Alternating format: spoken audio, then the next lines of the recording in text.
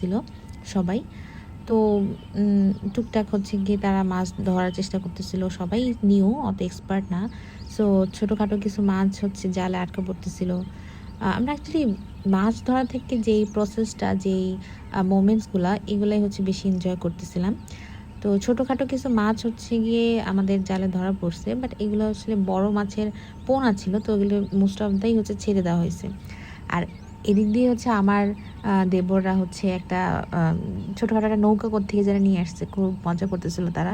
ওই নৌকা চড়বে, এই জন্য নৌকাটা হচ্ছে খুব ভালোভাবে সুন্দর করে সবাই মিলে পুকুরে নিচ্ছিল।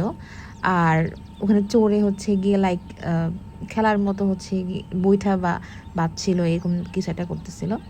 আমি খুবই এনজয় করতেছিলাম যে ওরা সবাই মজা করতেছে, আমি তো ভিডিও করতেছিলাম।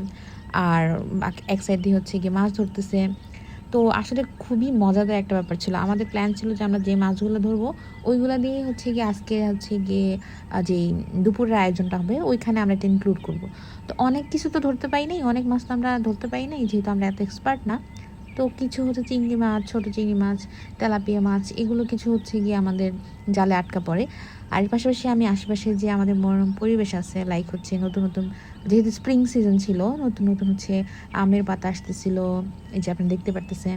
আমি এগুলো দেখেই মানে মুগ্ধ, এগুলোই শুধুমাত্র আমার ভিডিও করতে ইচ্ছে করতেছিল।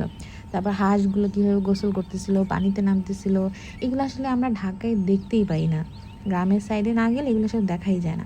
আর এত পরিবেশটা স্নিগ্ধ আর মানে ঠান্ডা ছিল, মানে ঠান্ডাও না গরমও না, এরকম আর কি একটা খুবই সুদিং একটা পরিবেশ। এছাড়া হচ্ছে আমার শাশুড়ি দেখতেছিলাম যে উনি আমাদের যেই ক্ষেত আছে, মানে হচ্ছে যে ফিল্ডগুলো আর কি, যে জমিগুলো, ওখানে অনেকে মনে হয় উনি যেটা আমাকে বললো যে ডাল, এটা এক ধরনের ডাল ওটা লাগাইছে, তো সেখান থেকে সে কয়েকটা ডাল নিয়ে আসছিল আমাকে দেখানোর জন্য। তো আসলে খুব ভালো লাগতেছিলো, এই জিনিসগুলো আমি আসলে অনেক মিস করতেছিলাম প্রায় কয়েক বছর ধরে। আর এখানে ওরা লাস্টবারের মতো জাল হচ্ছে গিয়ে ফালানোর পরে যখন কয়েকটা মাছ পাওয়া গেছে, তারপর হচ্ছে জাল টানা দেওয়া বলে এটাকে, তো এটা দেওয়ার চেষ্টা করতেছিল। আর সাইড দিয়ে হচ্ছে অন্যরা হচ্ছে ধাওয়া দিচ্ছিল মাছদেরকে, যাতে মাছগুলো মাঝখানে চলে আসে। তো ব্যাপারগুলো আমার জন্য খুবই ইন্টারেস্টিং ছিল, বিকজ আমি এর আগে এই ধরনের ব্যাপারগুলা তেমন একটা দেখি নাই। তো আমি এখানে বালতি ধরেছিলাম, দেখতেছিলাম মাছগুলো। তো এই ছিল হচ্ছে আমাদের সকালের অ্যাক্টিভিটি, যেটা আমরা ঈদের পরের দিন সকালে হচ্ছে যা যা করতেছিলাম। থার্ড পার্টে আমি আপনাদের দেখাবো যে আমরা ঈদের পরের দিন দুপুরবেলা হচ্ছে কী কী করলাম আর কী কী রান্না করতেছিল সবাই মিলে। তো সবাই পাশে থাকবেন। Thank you so much.